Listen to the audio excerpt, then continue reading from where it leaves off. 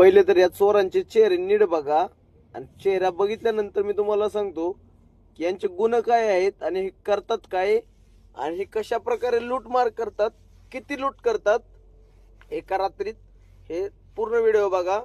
कारण मित्रांनो, हा आहे नगर शिर्डी बायपास रोड आणि आता हा आहे राहुरीला, जिथून नगरमधून बायपास निघाल्यानंतर जिथून आपण राहुरीकडे टर्न मारतो तो मुख्य रस्ता आहे. रस्त्याचं कुठे कुठे काम चालू आहे मान्य आहे, रस्ता बंद नाहीये, पण रस्ता बंदच्या नावाने हे भिकारचोट गाड्या अडवून गाड्यांवाल्यांकडून 500-500 रुपये घेतले जातात. ते एवढ्या लांबच्या लांब रांगा लागल्या जातात आणि याच्यावरती कुणाचीही लक्ष देत नाही कोणी सुद्धा. इतकं लुटलं जातंय. माझी गाडी का अडवली तर मी पैसे देत नव्हतो म्हणून. अरे मी या नगर जिल्ह्यात जन्म घेतलाय आणि मी तुम्हाला पैसे कसे देणार?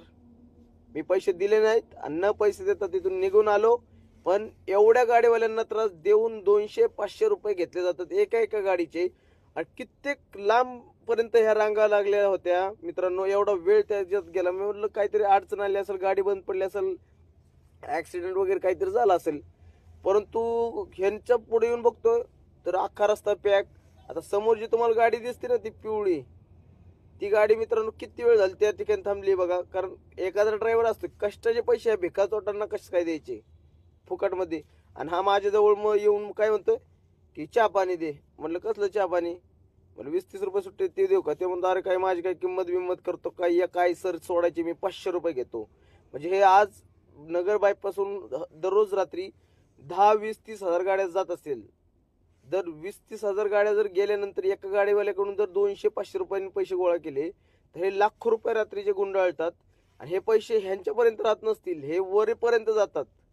हे पैसे ह्यांच्यातल्या ह्यांच्यात वाटून नसतील घेत, हे वरपर्यंत पैसे जात असतील. परंतु काय माहिती का, सगळे झोपल्यासारखे करतायत.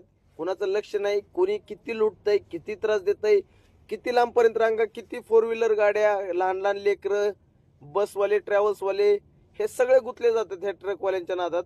आणि याचा ह्या प्रशासनाला काही, या अधिकाऱ्यांना काही फरक पडत नाही. किती बोला, काही बोला, बिनलाज सोडली. अहो ह्यांच्यावरती कोणाची दडपशाहीच नाहीये, ह्यांच्यावर कोण असं वचपच नाही ह्यांच्यावरती राहिला कोणाचा. इतकं लुटण्याचा प्रकार चालू केला ह्यांनी ना जनतेला, गोरगरीब जनतेला. आता किती वेळ झालं समोरची गाडी बघा उभा आहे.